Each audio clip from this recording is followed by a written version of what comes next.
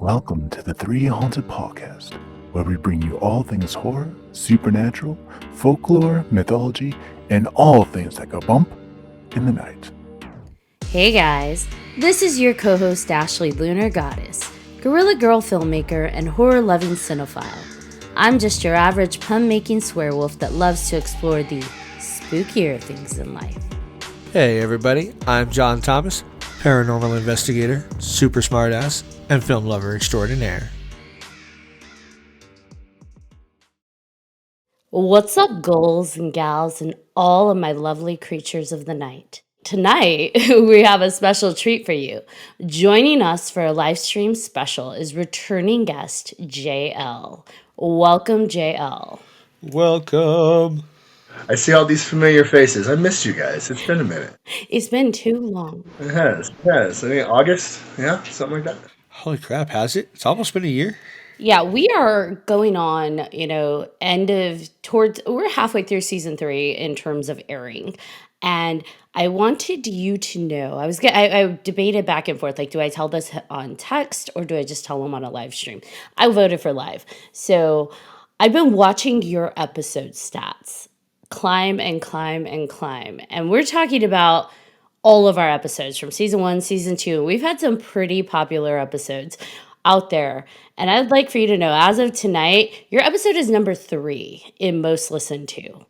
So yeah, those other episodes have had years to be listened to. And yours is already 3, ready to take over spot 2. So I'm hoping by the end of this season, yours is going to be number 1 spot. Right, he'll have number 1 and number 2 with both of these. You were very wise to tell me live because now everyone can see a witch blush. This is good. Thank you. So I'm very, very happy that you came back to join us for another episode. Yeah, this is good, guys. Thank you. And number 3. All right, that's exciting. Very exciting. I'm going to have this kind of grin on my face for a minute. That's kind of cool. So we brought you on to talk more about the Dark Lady, but also you and I have conversations outside of episodes, and you say so many things that I'm like, I must write this down so I can get you to expand more on. And one of the things you had brought up were the 13 truths. So I'm curious, can we start with that? What are the 13 truths? It sounds like a good place as any. The 13 truths. All right, let's see. I'll need a context. So, all right. So we're all familiar with what we would consider antinomian energy. You know, your upside down crosses and your upside down pentagrams and images meant for blasphemy. The point of these is to erase the programming that you were indoctrinated with against your will. Nobody asked you. You were born, and typically you had a spiritual faith. Usually the Abrahamic religions, if you're in Western society, and that needs to be unplugged. Where I don't hear anybody speak of is, okay, fine, I've signed off from all that. I've wiped this slate clean. I'm free. Now what? And the answer to that question is now it is time for you, the individual practitioner, to decide for themselves what is righteous. So the cultivation of the 13 truths are your own kind of modus operandi for the kind of experiences you want out of life that will essentially lead you into the kind of living God you want to become. So the 13 truths for every Lilithian are different, very different. But it's important to find 13 of them. And I'll cite some examples from my own to kind of give people a space for it. And I stress that they don't have to be super original. They just have to be deeply meaningful to you. So an example of one of my truths, I believe it is number 2. Love is the law, love under will. Now, we've all heard that. That's Aleister Crowley. That's Telema. Now, even though I didn't coin the phrase, the meanings behind it, and in the discussions we've had, how I use love to kind of give darkness its shape. So love being the law and love under will would naturally resonate very deeply with me. So essentially the 13 truths are your own 10 commandments. They're the laws you've picked for yourself. They're not arbitrary. They haven't been thrust upon you.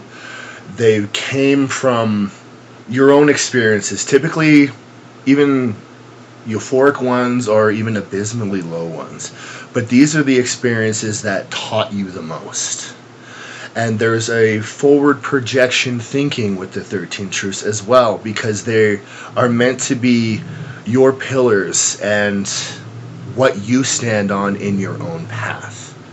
Once you've unplugged from your baptism or your bar mitzvah or whatever the LDS church does, and you need to cultivate your own, you're asked then to find the 13 truths. So in a nutshell, that is what they are. It is your total framework for who and what you really are. So is 13 the number that you landed on, or does that come from somewhere? It comes from somewhere. 13 is actually the number for new beginnings. Because that is essentially what this is. People are like, well, what if I can only think of 6? Well, what if I can only think of 9? You will have more than 13. If you're being truly honest with yourself, you will have more than 13. So here, I'll read off mine. Some of these you'll recognize. Some of these there are actually totally mine. First one you'll recognize: do as thou wilt shall be the whole of the law. Law number 2: love is the law, love under will. Number 3: the pursuits of wisdom, strength, and beauty are the great work. Law 4: when all is a facade, the only truth is love and will. Number 5: when the world stops seeing you, you start to see everything. Untainted wisdom must be sought in solitude. Law number 6: the defiance of the false is obedience to divinity. Law number 7: when the student is ready, a teacher will appear. The worthy receive all that they deserve. Law number 8: light and darkness alone are blinding. One must know both to see clearly. Truth number 9: there is no such thing as sin, only the betrayal of self. Number 10: good and evil are falsities of perception. There is only order and disorder. Truth 11: power does not corrupt, it only brings forth your true weakness. Truth number 12: only love can cope with eternity. And number 13: the greatest gift is knowledge. Keep it sacred, keep it safe. So when asked to stare into the yawning portal that is darkness itself, we touched upon this. All darkness is just without form. The 13 truths is your first step in giving it form. So for me, my initial doorway, my foundation that is always solid, never quicksand, are these 13 truths. But the catch is that they may not be somebody else's 13 truths. The path of the magician is always unique. And that is where indoctrination fails, and that's why we don't do it. It's because it is so singular, and it is so much on you to decide for yourself. These truths are what I've decided for myself are righteous. Now, it's important I don't impose them on anyone else, but I impose them with militant discipline on myself. And then you're on your way. That's an ever-evolving list, right? So as you ebb and flow through your journey, that list can look completely different at some point, or do you just add on to it? Do you ever remove? Like, how are there no rules? It's your own path of self-development, so it has to change in accordance with you. Because where you'll find the 13 truths today will be a very different plateau than where you might be standing 5 years from now. So it's important that they're fluid. But only fluid in that you understand them more, not that they you want to become less disciplined about them. That's an important distinction. Is that they matter and you need to hold on to them because the darkness is a big place. And so you have to know why you're there at all times. You have to keep inside what your goals are, because it can get lost in the maelstrom. and the 13 truths will pull you back from that. Your 13 truths. But I tell you this, adherence to them isn't difficult because they came from you.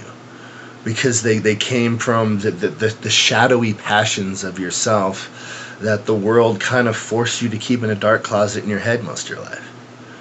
So when those are finally let free, I've never had a problem. Militant discipline. It all depends. You get out what you put in, just like anything. I mean, it makes sense. They're your 13 truths, they came from inside of you. So adhering to them is just living your truth out loud and with love, with passion, and just, I like that. Like, I dig that. That's really awesome. I'll give you an example. All right, of where I was. Okay. All right. Truth number 4. When all is a facade, the only truth is love and will. I was in a prison environment when I came up with that truth because everything around me was a facade. Everything around me was dangerous, bad people, the system itself was corrupt and dirty. The person being nice to you, like next to you, was corrupt and dirty. Everything was a facade, but the only truth is love and will. So in that horrible place, I focused on those two pillars, love and will, the ones that came from inside in me, and it held me firm. It kept me from being swallowed up by the facade that I had going on around me. Does that make sense? Yeah. They're going to come from the plateau or wherever you are in your life right now. And I haven't had to really amend them. Wording has slightly changed to kind of make it broader and it's encompassing, but I've never had to scribble one out or scratch one out and add a new one. Not yet. And I've been with these, I want to say, about 15 years. Yeah. I do have a question. Yes, I love questions. I have so many.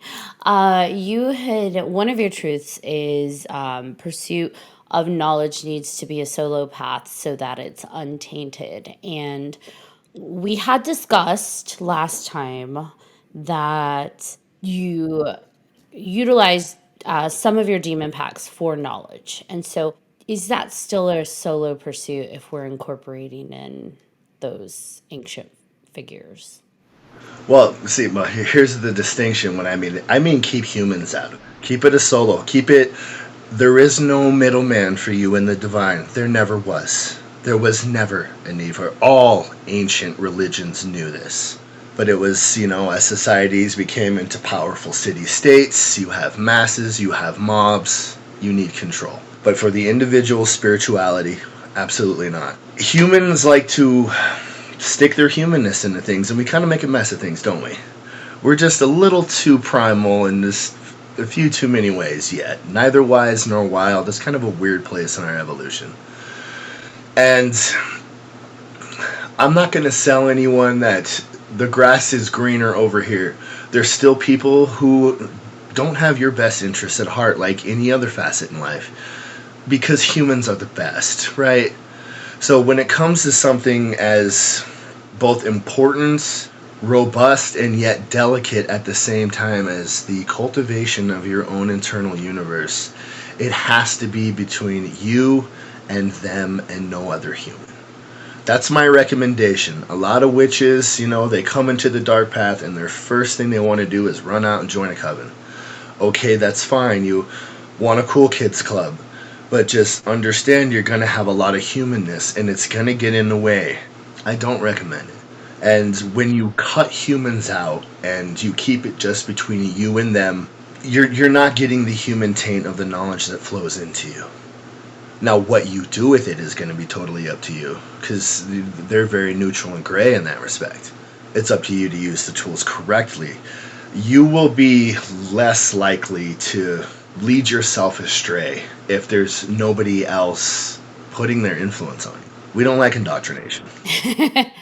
Yeah, I think that's the trade-off. I think, people definitely at their base primal nature still kind of hang on to that social need, right? They need that social clustering and group beyond validation. I think it just taps into like that primal survival skill, right? We're less likely to be taken out by predators if we group up. But to your point, the more we like include people in our spiritual journey, their intentions get muddled into it, and we can't know everybody's intentions.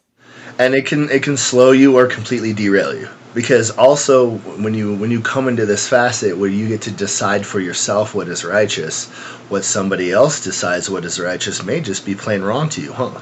Yeah. Exactly. So when you're dealing in a paradigm of that level of freedom of thought and even freedom of action, you want to keep others out as much as possible. And that's actually most witches past. They get pissed at me for saying that, but it's true. They're like, damn you, JL. I've seen covens melt down like bad marriages. Well, it's on them. It's on them. So you're not in a coven. I have a foundational one I'm bound with, my darling siblings, but a ceremonial remembrance role, any sort of active participation, no. We still have coffee together.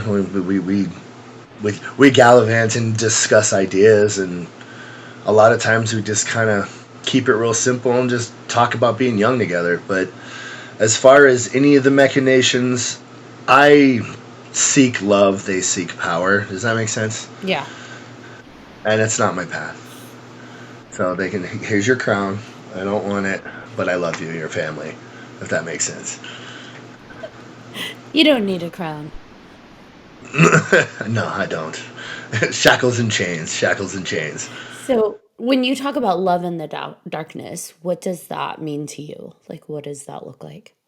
Well, it taps into kind of conversation you and I have had before, where I've told that love isn't merely an emotion, it's actually a form of energy that's tangible. And the meditative state I use to tap into that. But when you go into that state, it is truly centered in your heart chakra. And then you come across the, raw primordial darkness as an energy. And since it's without form, it will mimic the first form that it encounters.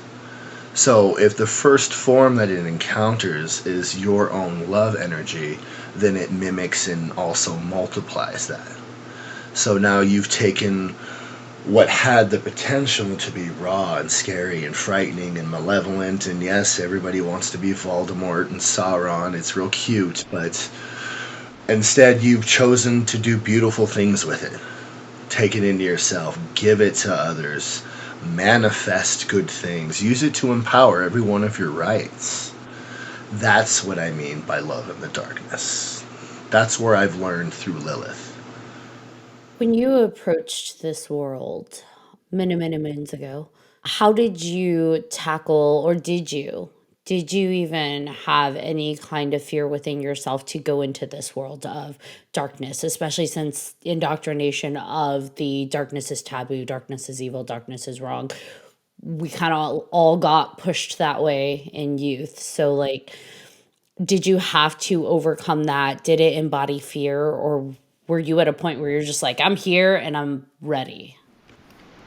Actually, none of those things. I can say to the extreme, I was so ready. I rushed in with the brashest of youthful arrogance and made a spectacular mess of things. What does a mess look like? How do you make a mess? Turn your own life into a Greek tragedy. That's what it looks like. Because you got all this power now, right? Remember, it comes back to which number truth? Truth number 11, that power does not corrupt, it only brings forth your true weakness. My introductory into darkness is what taught me that truth. You have all this power now, and that's like the main selling points of like all these like YouTube black magicians, right? There's power and desire, you're gonna get it, and when you get it, the problem is that now you have all this power, and yet you have your primal self in the driver's seat. So you are now a creature of desire, and a creature of lust, and a creature of wrath. All primal humans kind of are. So it wasn't that power made me that way. I was always those things. I always had those flaws. power brought it out. There was no need to be nice and hedge my bets anymore. There was no need to politic or cajole or manipulate anymore. You could just punch through with a crystal fist and make it happen. So when you give a human that paradigm, you're going to make a mess of things. And that's where most end up. They get power, they make a mess about it, and then you never hear from them again. They usually wind up in a new religion, actually. How did you find your way out of it? Like when you're in that moment of power, or self-destruction. A lot of people don't have that self-awareness to be able to say, oops, I'm in a bad place or I need to get out of this. How did you find your point? You have to focus it completely at yourself. What did you do to make this happen? You don't get to play victim in any way, shape, or form. You have to have the will to look at yourself without a mask on. That is what Lilith does. She introduces you to yourself, and the point of that is that now you can see where you are severely flawed. You get through it by addressing and owning those flaws and putting in the missing bricks from the wall that caused them in the first place. That's how you get through it. So for you, was it Lilith then that showed you that you were in that space of like corruption? It took a while. I too went kind of wayward from the whole walk of life because I wasn't ready at the time. I mean, I went so far. I was like, I'm done with witchcraft, and then I just went to college and got an education. So I dipped I still practiced. I still had the thoughts, but I was, no, I'm gonna, all that stuff is bad. It couldn't possibly be me. I'm so freaking awesome.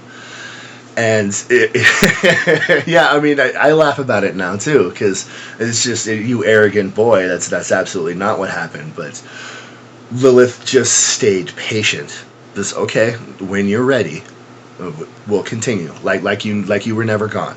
And so when I had made a spectacular mess now in what you would call the mundane world, the culture of the day, that's when it's really hits home that, okay, like it's not power itself, it's not the universe itself, it's me, and it's my own internal universe that is incomplete, and therefore my manifestations are all incomplete. And so a deep introspective hellish nightmare. Remember when I said pain is the great teacher? Suffer well. That sounds like something Pinhead should be saying in Hellraiser. I'll whisper it to you some other time. Naughty, naughty. Ooh. You made me lose my train of thought. All I can see is Pinhead in my head now, man. Thank you, brain ninja. All right, anyway. You're welcome. You're welcome. I love you guys. So, back to the point of power. That's the thing about it is that it can be so blinding because, nothing justifies you more than power. Nothing makes you feel more right than power. Nothing makes you feel more alluring than power. Nothing makes you feel more intelligent. And that's where it pulls you in. And that's where it's cunning. That's where your mask is now gone. And you didn't even realize it was gone, and you don't even miss it anymore. And through this journey you take through actually acquiring power is, for me, the mess I made from my life, and then I'm looking at the toll, I'm taking on the people who care about me. And how much, all those things hurt.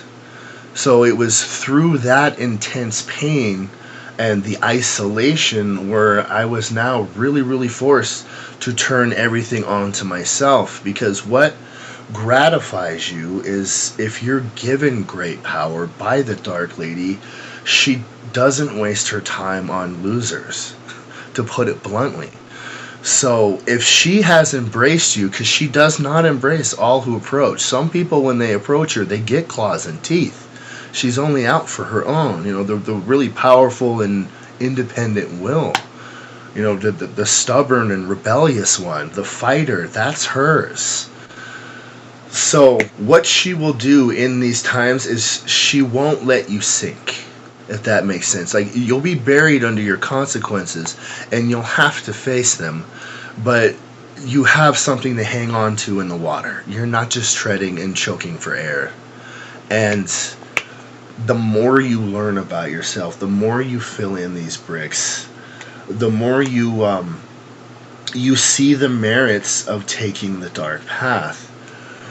We look at an interesting cultural phenomenon of how people just love the villain and the anti-hero, right? They love their serial killer documentaries. They love the bad guy in the horror story. And what this says to me is that it's a reflection of that internal shadow self and all of us trying to come out. Like, it appeals to that part of you that has been forced in the closet by modern day indoctrination, because I mean that's what society has to do, right? It has to hem you in into the most acceptable version of yourself that you grind on the economic wheel and keep it going. So it's always repressed, and it's repressed in all of us. But when you take the path through darkness and you actually have these experiences of, you know, all out life, these extreme highs and these extreme lows, is that with all that power, and now you're learning more, like your heart itself is becoming intact, your power and the way you're bearing now comes from a more real place. And what I mean from that is that it's easy for the pacifist weakling to be non-violent, huh? Really easy. Because they can't fight. So it's easy for them to attain virtue with their peacefulness. But it's far more virtuous for the one who is powerful enough to just reach out and end you, to choose to reach a civilized compromise with you. It's more righteous if it's easy for, say, a socially inept person to talk about how they're not promiscuous when nobody's trying to sleep with them. But isn't it more virtuous if there's a person who does look like they would, you know, do very well socially, and they choose a path this way or that just because it resonates with them, not because they can't? So when you go through darkness, your choices are more valid, because you have it in your power to be the villain. You have it in your power to just take, but you have the emotional intelligence to where you choose to be soft instead of just hemmed in by not being powerful enough to be bad. And I've found most good people, that's their goodness, is that they're just not powerful enough to be who they really are. So I put more merit into walking the dark path, but given its discipline and how much you have to be really honest with yourself, that in and of itself makes it difficult for most people. Yeah, shadow work seems to be more and more a topic. I feel like people, like you said, are so used to having to push it down and suppress it and pretend it doesn't exist. And really like that over the past few years, it seems like more attention is being put on shadow work, like addressing that aspect within yourself that we don't want to admit is there, or aspects. And for me, I think it's just learning to not just address that it's there, accept that it's there, but also appreciate that it's there. It serves a purpose, whether we like it or not. There is always a purpose for every facet within us. And like you said, you know, you need the light and the dark in order to see clearly. So you need to be able to access rage as much as you do love in order to feel maybe completely, or to be able to handle situations in a way and understand it in a more complex manner. Because you know, if all I felt was light and love, then I may not be able to empathize and relate to people that feel so much more beyond that. And I don't know. I'm rambling. No, you're not. You're actually making a very good point. Your darkest parts of you are still a part of you, and to keep them down and to not address them and face them is to be an incomplete person. these aren't even new concepts. I know modern psychology is catching on, but this is ancient mysticism. This is older than Jesus stuff. We knew this once upon a time, and we just lost it, and I'm just finding it again. But most of these dark gods and goddesses we consider so taboo had formalized state recognition at their time because they were valid. And some of us need that darker path. We, how do I want to say this? Can't go through life with a carrot on a stick or being led around by a leash. We have to walk on our own. And walking on your own is having the freedom to explore who you really are. And that is the freedom I've found here, and my brothers and sisters have found here. And it's why we choose to be here. I mean, we choose to be outcasts among outcasts, literally. Because it is where we belong, and we believe in the righteousness of the left-hand path. If I discuss anything on magic, it will be this. There's plenty of people who will teach you magic, better teachers than I could ever hope to be. But where they all leave out is how to keep your heart alive and your head together while having these experiences and, you know, harnessing all these energies and speaking with non-human entities. I mean, this is all really intense stuff. It can break you apart. And none of them ever talk about that, and I don't know why. Because it's half the battle. Yeah, the magic and the energy, yeah, it's all fun and good, but too much power with too much primal will always equal self-destruction. Always the recipe.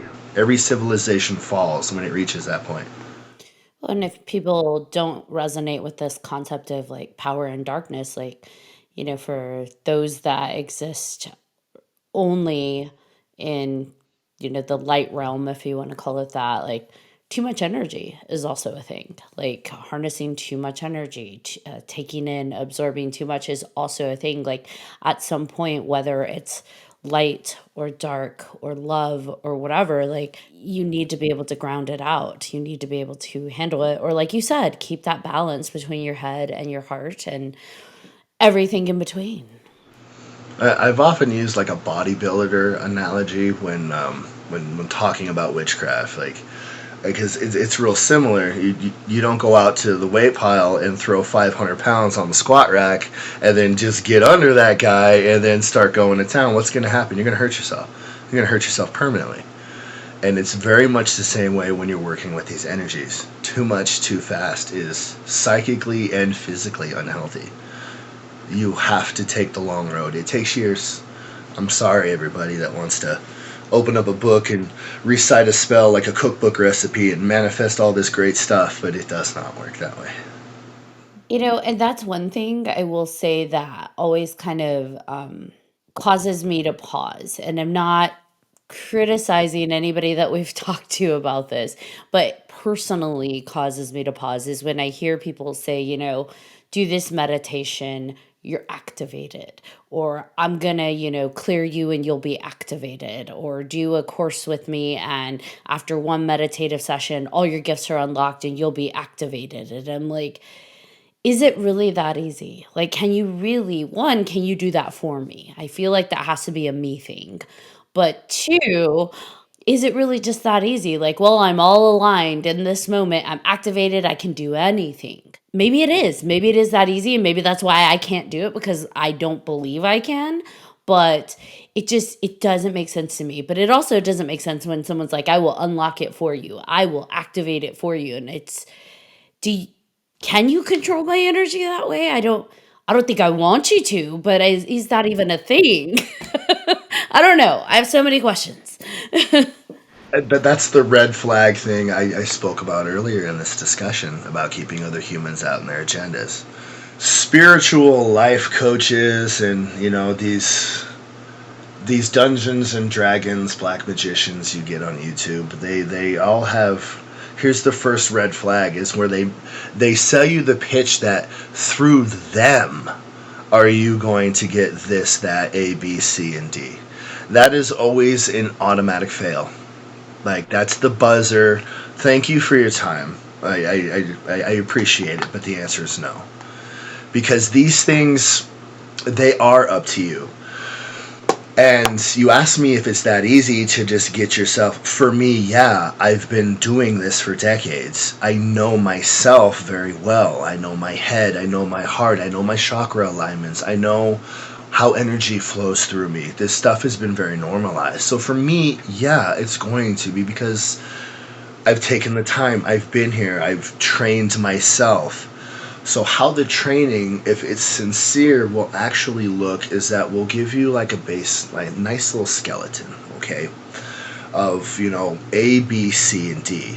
But we leave the freedom for you to put the meat and skin on the bones according to your own head in your own internal universe. Does that make sense? Absolutely. We'll give you the skeleton, but you have to build it. You have to personalize it. That is the left-hand path. Yeah, and it's so it like for people that have practiced, that makes sense that like yes, they can activate like that. But for me, I see and read a lot of people sending that out where it's like, I'm gonna do it for you.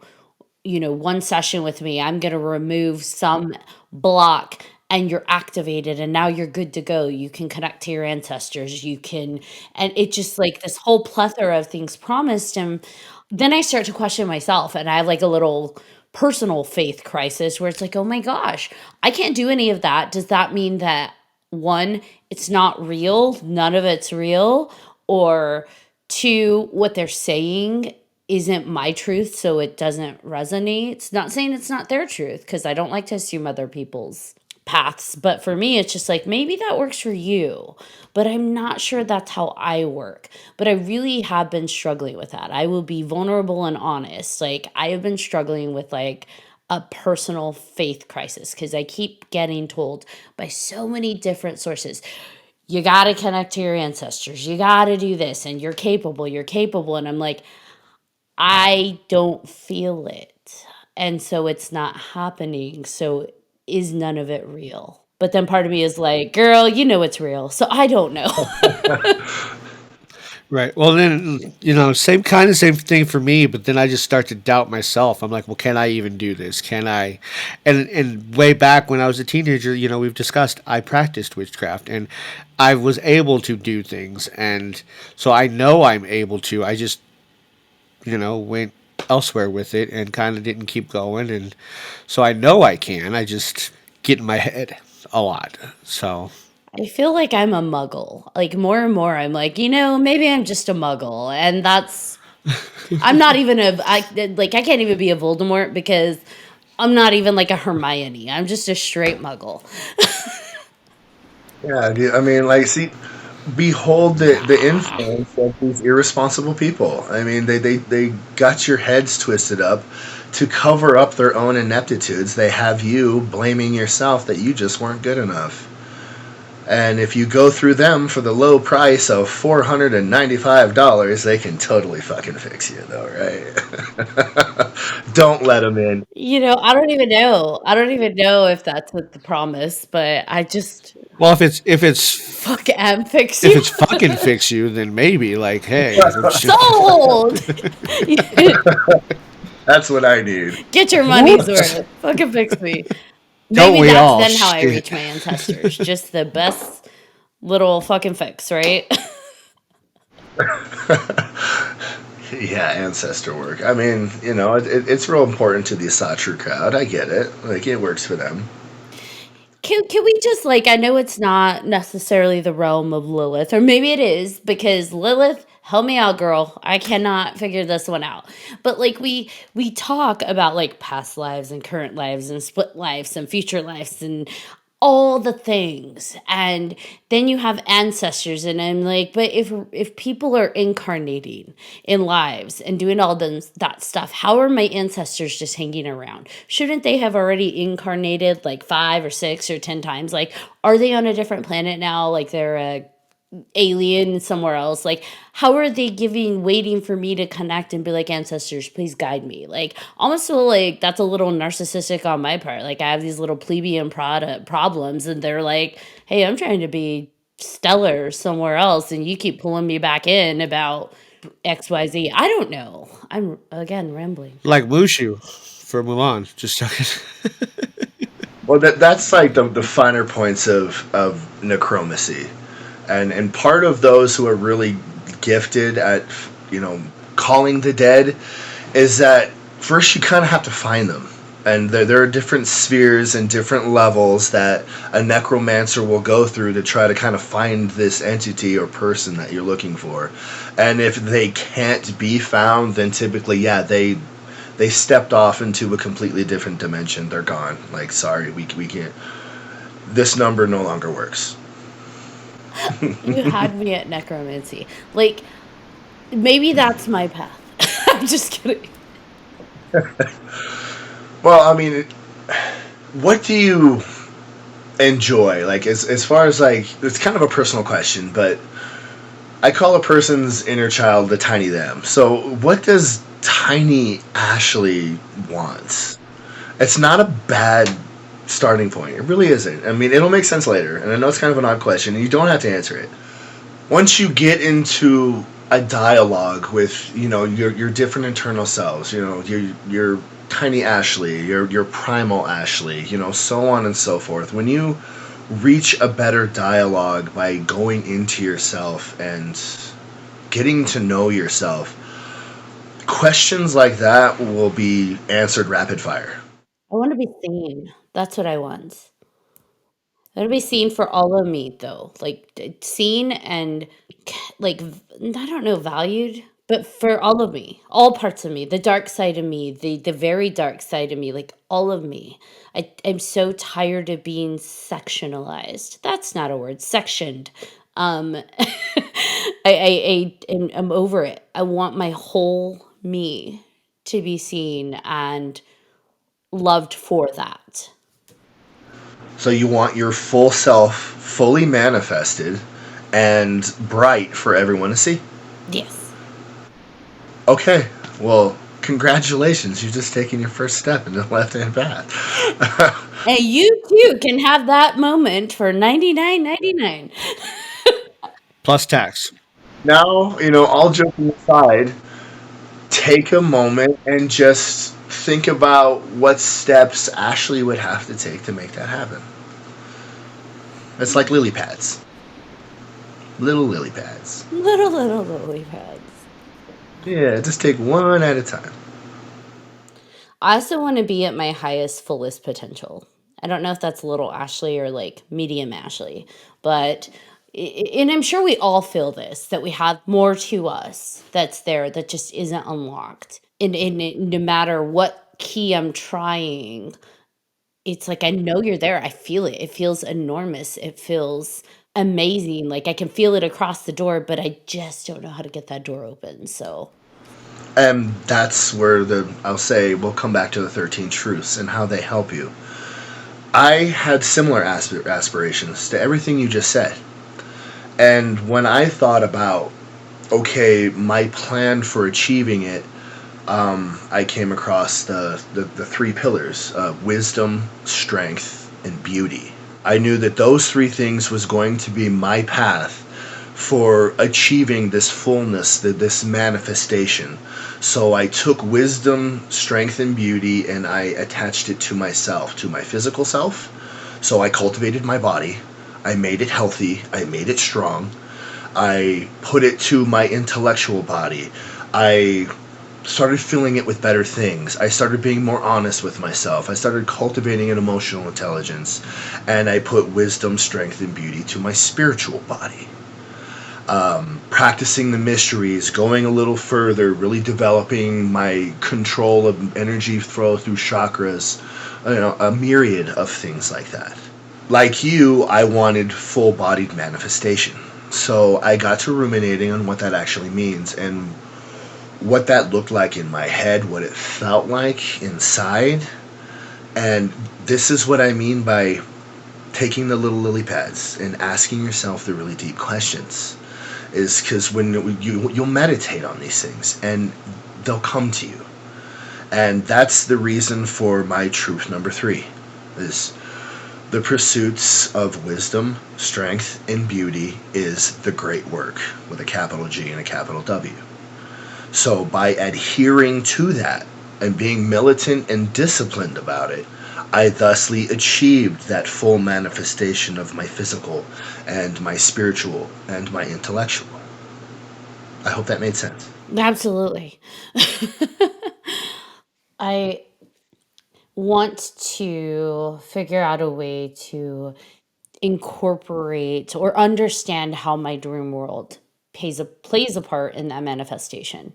Um, because You mean like what you dream? Like, is it like a prophetic aspect to your dreams or a manifestation aspect? it's a lucid aspect. You're lucky. And it has to be part of my path that I just don't know yet what its purpose is, how it aligns, but like I've been a lucid dreamer since probably I was like 4 or 5, since I can remember. And I can also like I call it dream jump. I can force my dreams to change if I'm not really feeling what's going on in one dream. I completely force it into another one. Causes headaches sometimes. um, but yeah, there's a lot of aspects.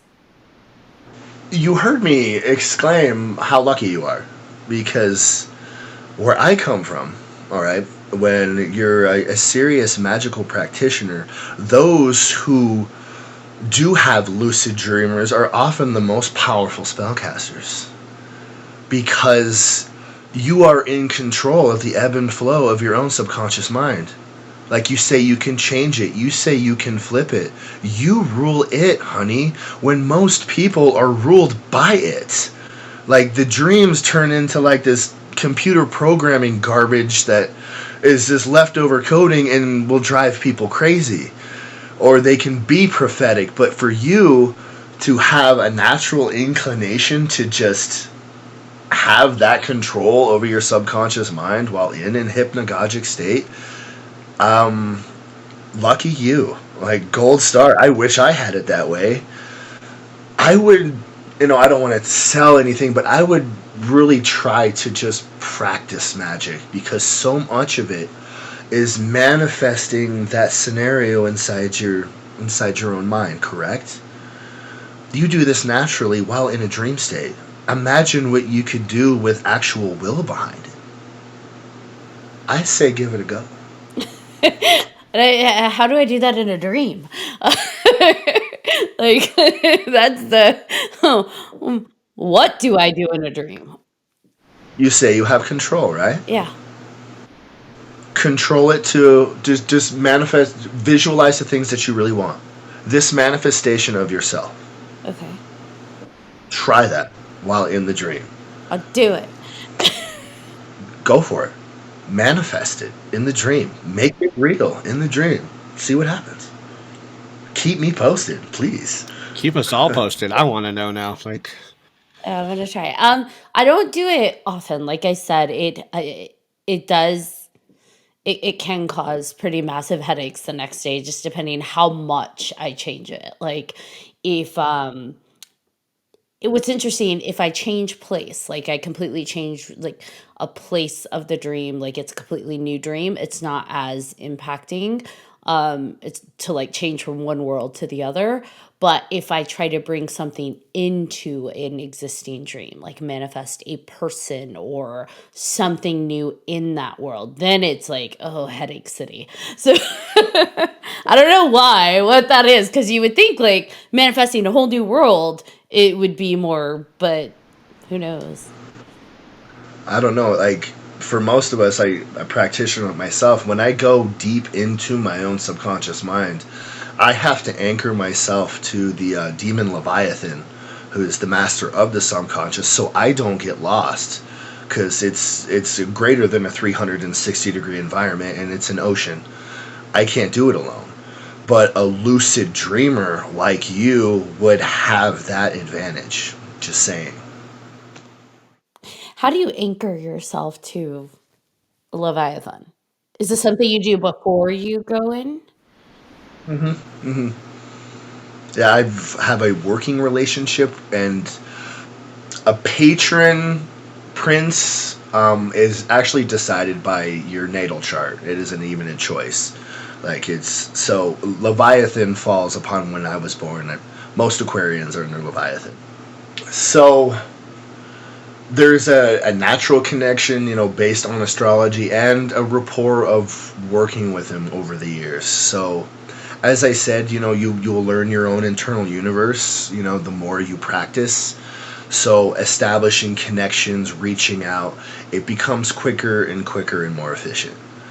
And actually, to touch on that, elder black witches have no rituals, rites of any kind.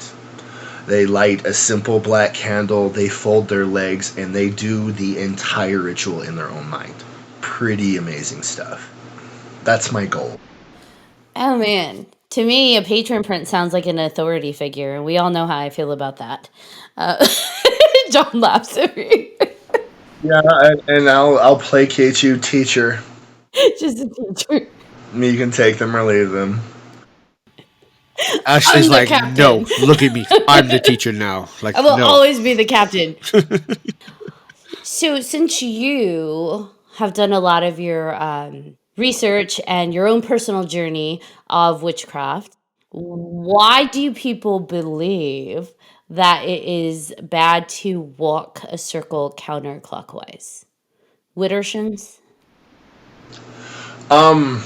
It has to go with the direction certain energies naturally flow. So when building a circle, it's like you're building like layers of an onion. Does that make sense? Mm-hmm. And so certain energies, you want to keep them in their natural state, so there's like kind of a nice harmony and frequency within the circle. So that's why directions when working with X energy is walked in Y direction is important. Deosil and Widdershins, those are among just terms that get hammered into a young witch's mind, unfortunately. That's part of the early practice, is all that fun stuff. It's actually a little boring. It's a little boring, but it probably necessary, right? Totally necessary, yeah. You need training wheels before you hop on the bullet bike, pal. We're all anxious to be Sauron, but, you have to be realistic. You have to learn how it actually works. You gotta take your time. You have to, yes. So for you, when you are connecting with Lilith, and last time we talked, you said that with your pacts that you've made, they kind of are always with you. You have a few voices. So when you're directly connecting with Lilith, are they also in the room, or do they kind of have to like check out because that's just a direct personal thing between you and Lilith? All demonic forces shirk in the face of Lilith. She's the queen. So when she has the floor, she has the floor. So they just kind of go quiet and... Yeah, I just absolutely silent. I don't know if they're there. I don't know. I'm just gone. And I don't remember if I asked this last time, but does she manifest physically ever, or do you feel her more so? Only once, when I was like a hair away from death. That was the only full-bodied physical manifestation. Pineal gland was secreting, so third eye was blazing.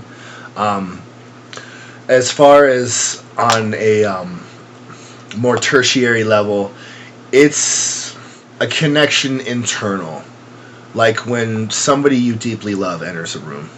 So it's there. You feel them. So then, because you've got like the tattoos, the occult tattoos that help you, and you're constantly stroking them, I have to know, like, are you lulling us into like a ritual? It's already working. I'm in. Let's go.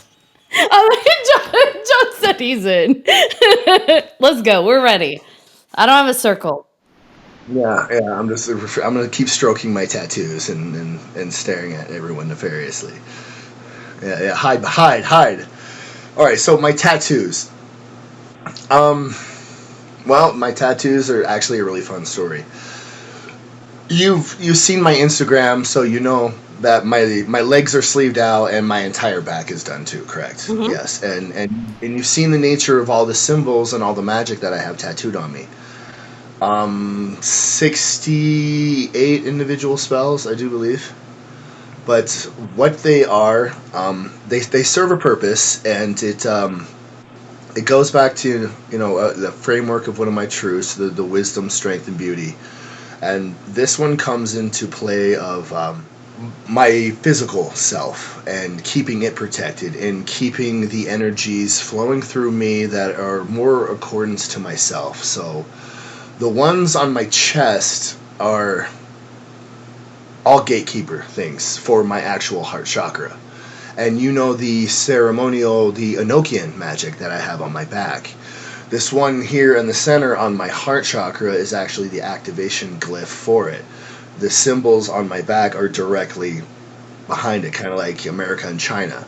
What they serve is, think of them as like a magical clockwork, okay?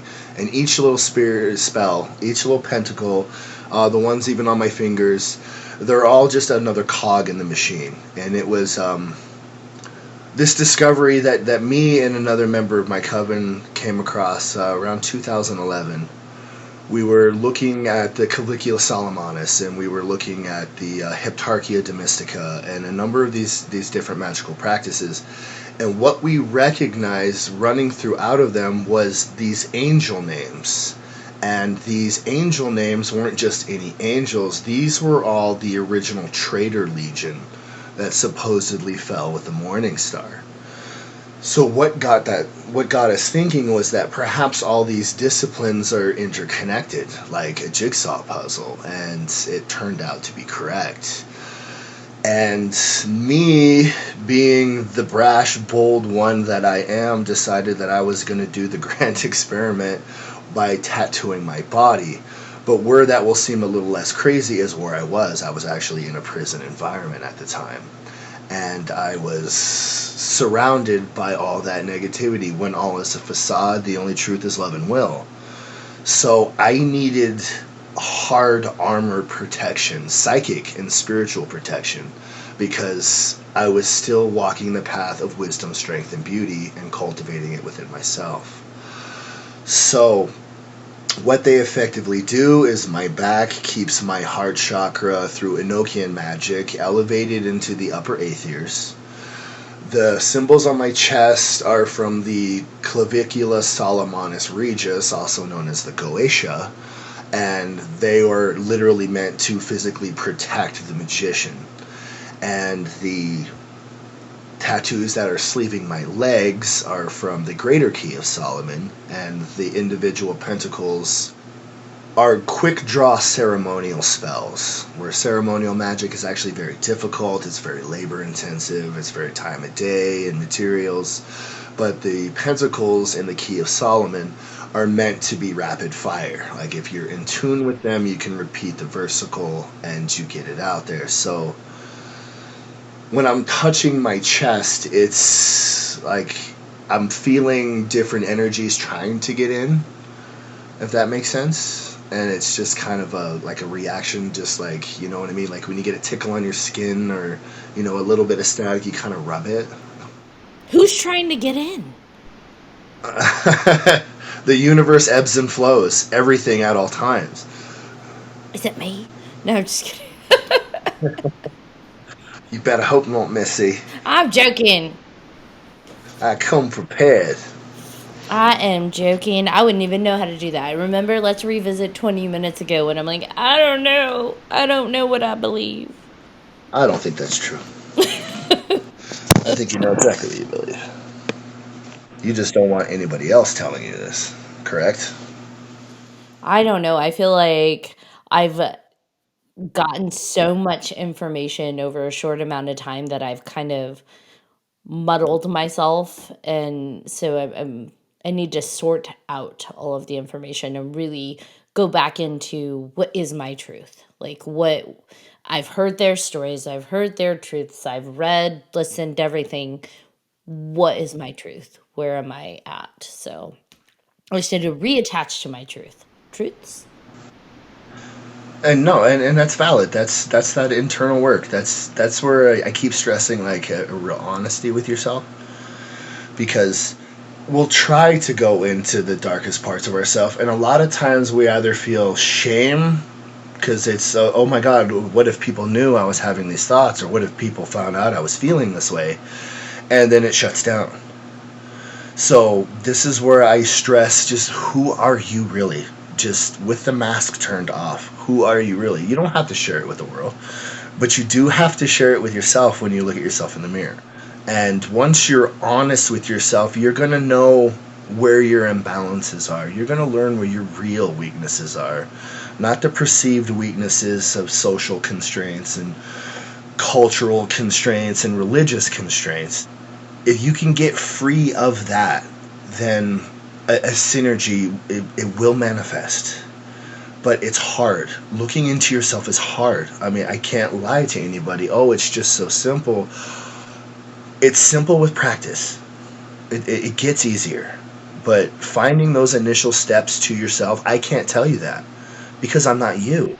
And I'm not going to sell you on that. And I'm not going to say read my book or listen to my blog and it'll fix you. This is your work. This is what Lilith demands, is the manifestation of you. I would just be imparting the manifestation of me, and then I would just be another charlatan.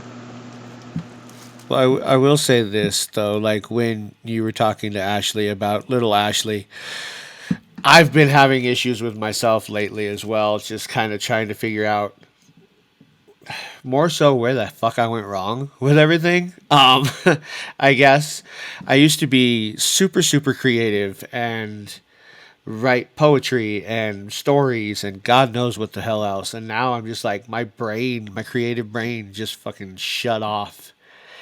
And I hate that, and I don't know how to get back there. So just, I don't know, it's weird. All of that is connected to Tiny John, man. Yeah. And I'm not going to blame you. The world is built on killing the tiny you, because tiny you wants to play. Tiny you wants to be creative. Tiny you wants to be a tiny god. And tiny gods don't exactly grow up to be obedient little worker bees, and that's what they want out of you. That's the essence of their indoctrination, is just to break you down into grinding survival mode. Yeah, I think that's where I'm at, to be honest with you. I'm not going to say that I know you through and through, but if I were you, I would just go back to those things that made you happy then. Make the time for it. Right. Even if it's only 30 minutes a day. Just like phone off, middle fingers blazing. I'm going to write something. I'm going to express something with no intention of sharing it with anybody. So someone asked who Lilith is, and I pointed them to our episode where the amazing, lovely Jael dove deep into all things Lilith. It's on every podcast platform. But they also asked if it has to do with witchcraft, and so I wanted to let you clarify that, Jael. Well, I'm going to say simplistically, yes, it does. And in order to kind of explain that a little further, the empowerment that Lilith offers, and especially to women, is through witchcraft. Because the feminine polarity, like where they are mighty, where they are strong, where women are undeniably the masters, is the realms of the spiritual and the emotional. I don't think any man could honestly argue that point. So, the practice of witchcraft is merely taking that power that's innate to you and using it to empower your world. There is a wonderful text circulating among all witchcraft circles. Many have heard of it, by a gifted man named Leland. It's the Gospel of Aridia. It's a familiar text. Many of us have heard of it. And it is a story of a goddess coming down and teaching these women who are being horribly repressed by the Catholic Church how to fight back. And the point where I'm getting to that story is that they are given power, they do fight back, and they do free themselves. And Leland himself says that Aridia is Lilith. And this is also backed up by another famous name known as Gerald Gardner, the father of modern witchcraft. He corroborates this and says that yes, Aridia in the Gospel of Aridia is Lilith.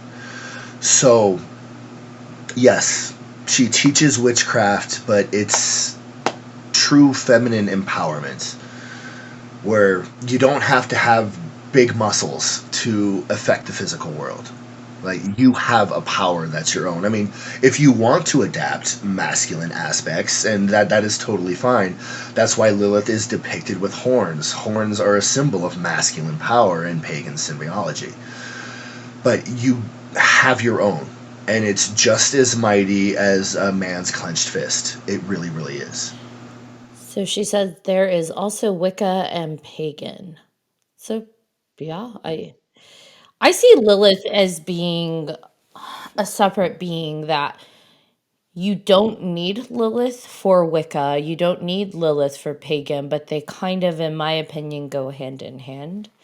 Like, I guess if you're a Lilithian, I feel like you are doing some kind of spell work, ritual work, magic work that incorporates different aspects of maybe Wicca and paganism, but it's not necessary to worship Lilith or follow Lilith in order to be Wiccan or pagan, right? Absolutely. She'll cross over into Wiccan practices, but that's in pagan practices, because Lilith is the supreme dark feminine. So if you're having a working, or you're doing some sort of spell where you need the supreme dark feminine, that's when Wiccans will use like a Lilith energy.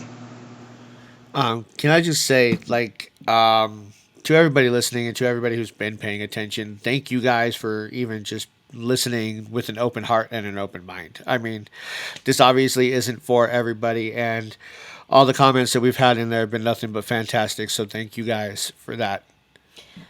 I really enjoy how much you're willing to share because I know for us, when we have looked into different topics and tried to get guests who because you can always Google something, right? But finding people that actually participate in something or are an active practitioner that are willing to talk about it, it can be difficult depending what the topic is. So the fact that you've been so open and like beautifully pleasant about talking to us has made it a really awesome experience.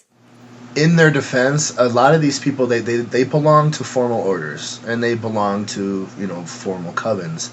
And if it's one thing these orders all have in common, is that they like their secrets.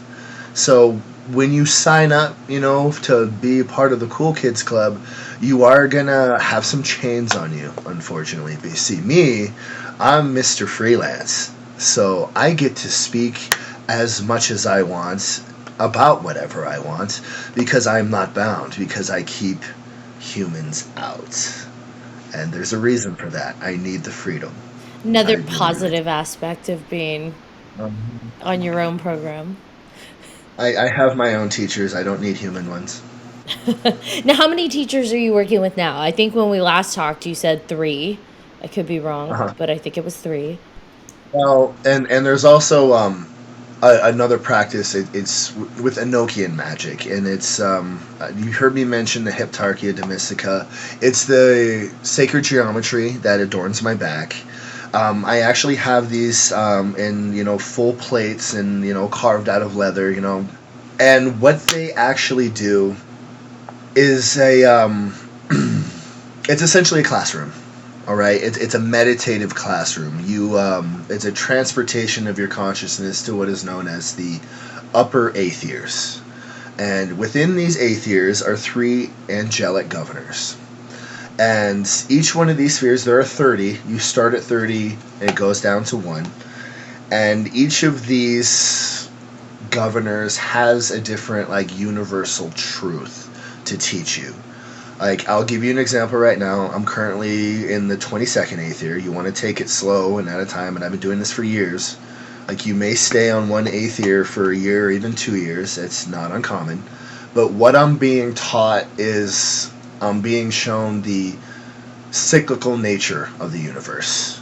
That what we think is light and dark, what we think is chaos and disorder, are actually just cycles stacked upon cycles, stacked upon cycles. So, when you ask me how many teachers I have an abundance of them in the Enochian sphere. The ones that I'm working with that are actually like what you would call demons, yes, there's 3 of them. And direct workings with Leviathan, I do work with Belial. That's the boon of going with Lilith, all right? As, you hear the moniker Queen of Demons, correct? Well, the boon and the major profit of that is that if she is in favor of you, you have an automatic instant rapport with any demonic entity of just about any pantheon that you can come across. Because she is the queen. If she's got you, they're in the sphere to learn whatever you want to learn. Like, they're open. You won't have to spend all this time that other ceremonial magicians, especially in Western Hermeticism, would have to spend actually, going on psychic dates kind of with these entities to kind of get a rapport and make them kind of like you and make them kind of like, okay, I see you're going to be worth my time. Whereas if you're just sympathetic to Lilith, that process is greatly shortened, sometimes even removed altogether. Are there any contentions in that hierarchy when it comes to Lilith, or is it just all assumed like she is queen? No, there is absolutely no contention. She is absolutely the queen. I like that. She's big boss. Yeah, she really, really is. I mean, and I've never gotten anything but warmth from her, but I am intelligent enough to know how certain entities known for malevolence are outright afraid of her. That there has to be a reason for that. I don't want to find out. But you don't want her teeth. No, it's okay. Like, I'm just gonna go on what they know. So when it comes to, because I'm just, a human that can't necessarily always grasp the bigger picture, but with these entities like the demons and Lilith, like, where is their realm? Like, where do they? I know that it can be presented here. We can connect to them here in our physical realm, but like, where is their realm? She has her own realm. It is known as Edom. Like, she has her own sphere. Is she the only one that exists there that we know of, or does she have her own, basically just realm where there are things there that we just do not know about? She has her own legions. What we know them as the shades of Lilith, Lilith's handmaidens, the black shadow creatures that you'll see scampering around a haunted house. The shades of Edom. So they're sentient and intelligent, and they're not merely like a psychic echo or, a mishmash of like psychic garbage that makes kind of a haunt. But as far as like appearance, I've only just black shadows. That's it. That's all I've seen. So when we talk about like shadows jumping, that's probably what we're experiencing. I think so. I mean, it's sound theory. Interesting. We talk a lot about like dark things and paranormal, supernatural horror, but we also geek out, and it's like you said, it's not just black and white, and there's so many layers to things that we ourselves have layers. Like, I literally have like a Pokemon that sits next to me, so. And I have a bunch behind me and above me and around me and everywhere else, and yeah, so I'm surrounded on all sides by witchery. Yeah, well, literally. because you're the stereotypical black witch, okay? I guess so. I guess that's my fanboys. I geek out on ancient grimoires and effigy of long dead gods. Do you have, so that's, okay, do you have the Goetia? Do you have like the Solomon books? Or how did you find these? Because we've researched those, and it's not like I had a, Kindle, the Goetia on Kindle. So, do you have them? Yeah, and they're not... Llewellyn, what's the other book publisher? I'll have to get back on you on that one. But you go to their sites, and they're known for esoterica. That's been, the great thing of modern times is that once upon a time, you kind of used to had to be in a coven or an order to even be exposed to this kind of wisdom. But you have YouTube University now. You have all these resources. It's never been easier to follow whatever spiritual path you want. It's all up to you on whether or not you want to be productive, because I promise you it's all out there. you do just have to be careful about other magicians kind of, oh, here's my book on the Goetia, or here's my take. You don't want to do that. When it comes to like the Keys of Solomon, you want to stick with MacGregor Mathers. He was actually one of Crowley's teachers, and that's going to be the actual like solid work that you're going to want to stay with, as far as close to the original as we can get. Is so Samuel MacGregor Mathers. Mathers is a big name, especially in ceremonial magic. As I said, he was one of Crowley's teachers. Crowley was one of his little disciples. That's how great this man actually was. How do you find all of this? What is that book? I believe it's... I want to give you the publisher, and it's not coming to my head, and I'm like embarrassed. It should be. I should know this. But try going into... Start with the pantheon of what it is you're wanting. So if you're looking for books on, say, Solomonic magic and the Goetia, you'll want to just type in, ceremonial magic or Western Hermeticism. And then, if you want books on Lilith, or if you want Belial, you'll want to, start with Left Hand or Infernal Pantheon. Does that make sense? Yeah. That makes it easier to pin down, because once you Google things, you'll see a little Wikipedia thing, and then you'll see like what some crazy caffeine-riddled blogger just spit on their page at 3 a.m. one night. But you'll also come across like, Amazon will have a bunch of stuff, or a lot of these like noted book lenders, because they don't censor this stuff the way they used to, because there's money in it, because there's been a great occult revival in the Western Hemisphere. So there's money in it, and if there's money in it, then it's going to be available for humans. That's the bright side of capitalism, I guess. So, but I caution about books. This is what I caution. If you want to be a good witch, you have to get out of the library. You actually have to practice.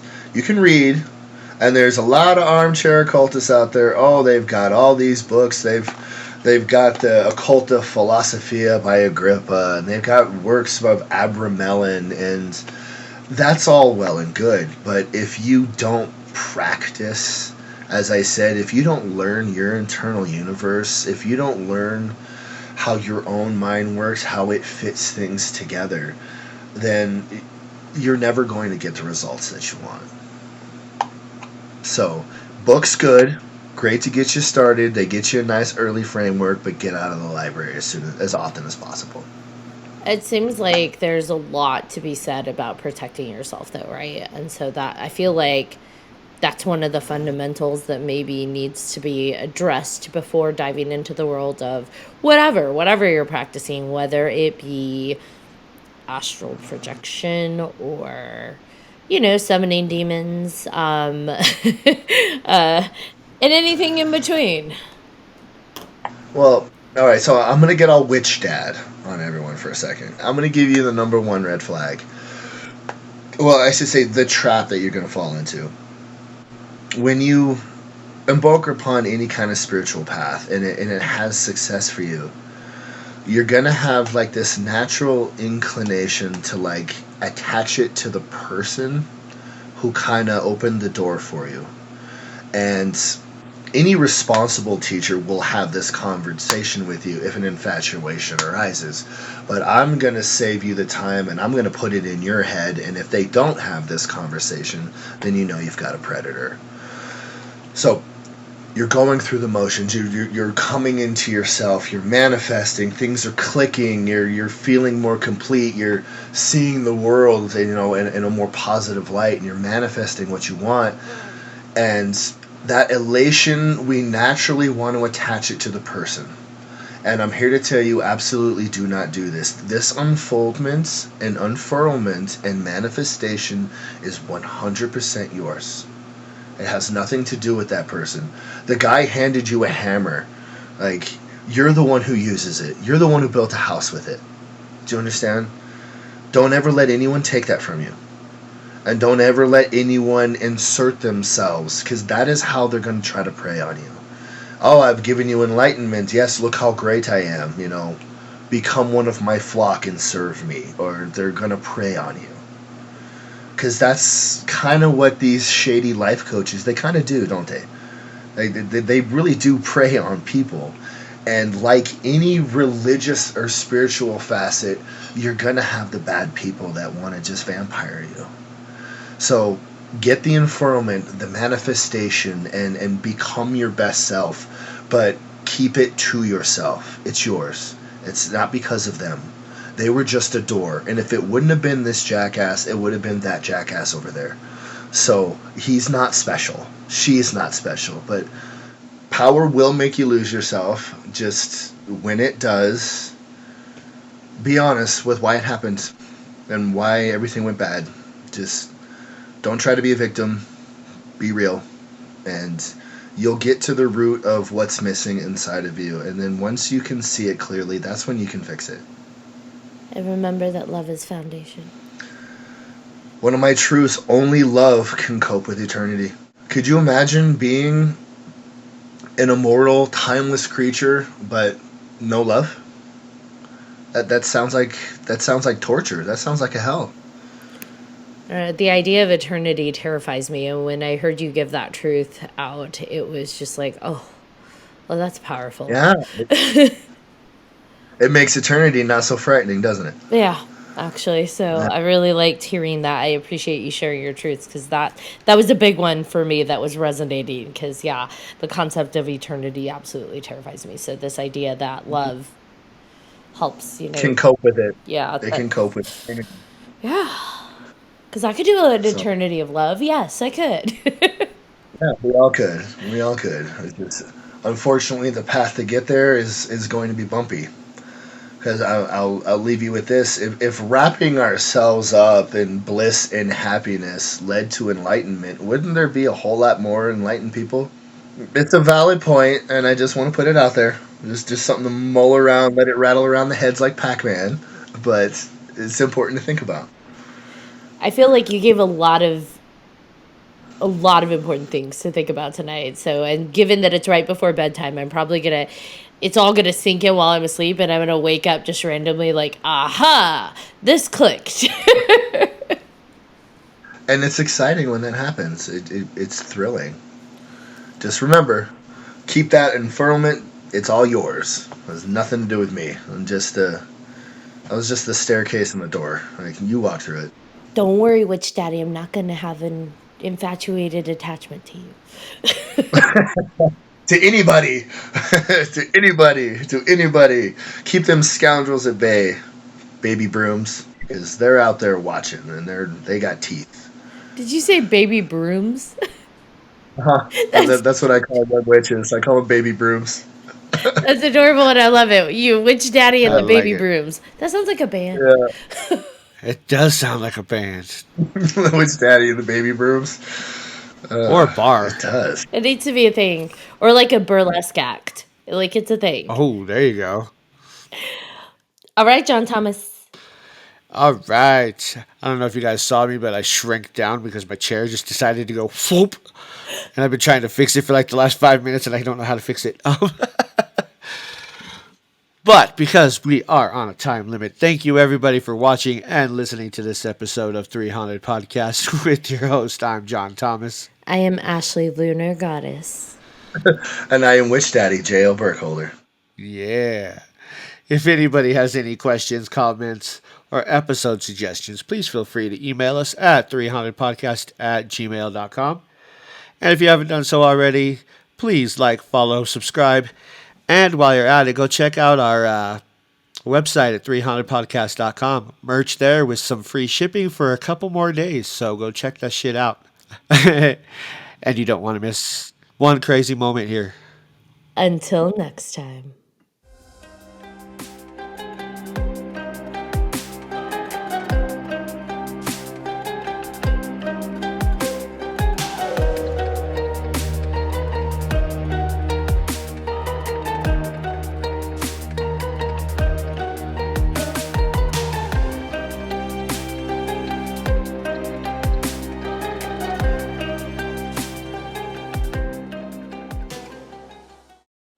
Are you looking for more awesome podcasts? Head on over to withoutyourhead.com for access to the Without Your Head podcast network, where you'll find a variety of podcasts sure to keep you entertained and coming back for more.